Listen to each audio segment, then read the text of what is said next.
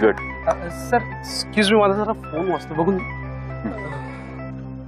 Hello hello, हा मी देवकी बोलतीये. विवेक जी आहेत का? एक महत्त्वाचं काम होतं, मला अर्जंटली त्यांच्याशी बोलायचंय.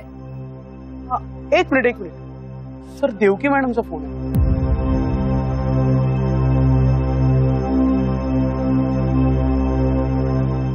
देवकी?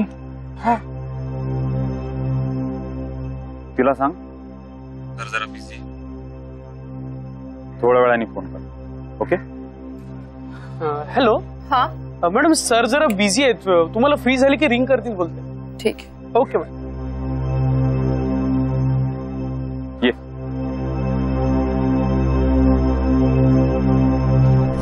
हॅलो. कोण? देवकी मॅडम काय? हा बोला. मी वाट बघत होतो तुझ्या उत्तराची. कोण बोलताय? अरे वा, हे पण विसरला? अरे अरे सॉरी सॉरी सॉरी. ऍक्च्युली ना मी या प्रोडक्शनच्या शेड्यूल मध्ये इतकी बिझी होते ना, त्यामुळे तुम्हाला कळू नाही शकले. सॉरी. हा देवकी, मला तुझं काय फायनल ते लवकर सांग. फक्त तुझ्यासाठी माझं काम थांबलंय. शिवाय आणखी एक देऊ, तुला असा रोल, असा कॅनव्हास, अशी फिल्म आणि असा प्रोजेक्ट परत कधी मिळणार.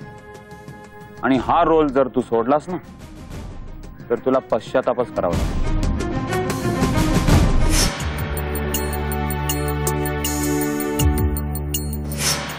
ऍक्च्युली सर तब्येत बरी नाहीये ना, म्हणून मीच पॅकअप केलं. त्यांना म्हटलं उद्या शूट करूयात. अरे पण तू उद्या माझ्याकडे शूट करणार आहेस, त्याचं काय?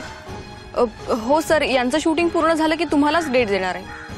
अरे पण उद्या जर तुला बरं वाटतं मग हे लटकले आणि मी लटकलो ना. सर तुम्हाला म्हणायचंय काय? मी हे सगळं मुद्दाम करतेय का? नाही नाही, तसं मला म्हणायचं नाहीये. पण अर्थ तर तोच निघतो ना. प्लीज प्लीज तू गैरसमज करून घेऊ नकोस. ठीक आहे. हे बघा सर, तुम्हाला त्या कॅरेक्टरला मीच हवी असेल ना, तर थोडा दिवस थांबावं लागेल. नाहीतर माझ्या जागी तुम्ही दुसरं कोणालाही घेऊ शकता, मला काही हरकत नाही. सध्या माझी मनस्थिती ठीक नाहीये. आपण या विषयावरती नंतर बोलूयात.